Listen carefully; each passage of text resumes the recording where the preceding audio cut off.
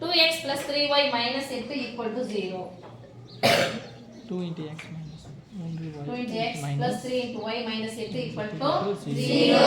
அடுத்து 4 into x plus 6 into y plus 18 equal to 0.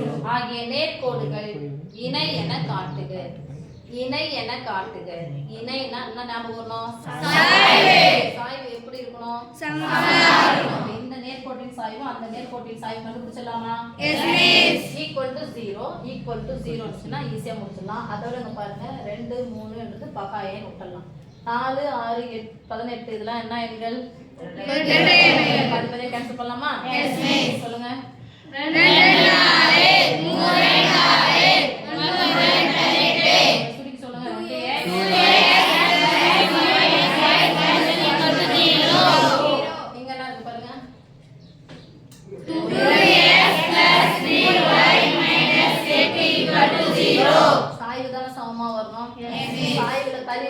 y வெட்டி துணிக்கிறதுனா வேலை இருக்கா?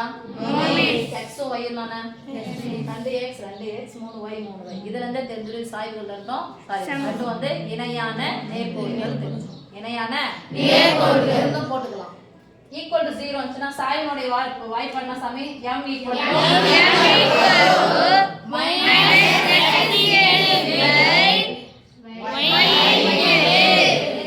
ரைட்டா? இப்போ இந்த முதல் நேர்கோடுக்கு சாய்வு m1 இதுக்கு சாய்வு m2 equal to minus x இன் கீழ் x க்கு முன்னாடி என்ன இருக்கு?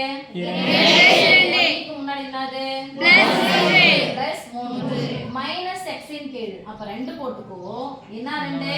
மைனஸ் 2 பை y இன் கீழ்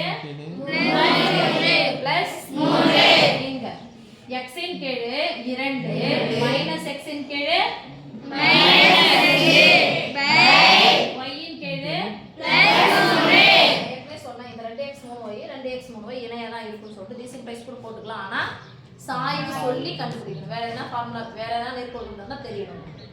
சோ இது மாதிரி ஈக்குவல் டு 0 இருந்துச்சு அப்படினு சொன்னா இந்த ஃபார்முலாக்கு வாங்க. இல்ல y ஈக்குவல் டு இருந்துச்சுனா y equal to mx c அந்த ஃபார்முலா போட்டுட்டு m உடைய மதிப்பு போடணும். ரைட்?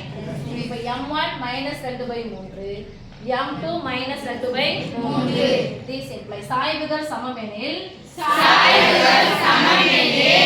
சொல்லுங்க m1 equal to m2 சாய்வுகள் சமமெனில்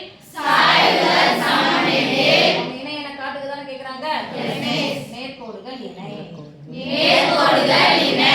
என்பது நிரூபிக்கப்பட்டது. அதான் நிரூபிக்கதானே கேக்குறாங்க? இணை என காட்டு நேர்கோடுகள் இணை. ஓகே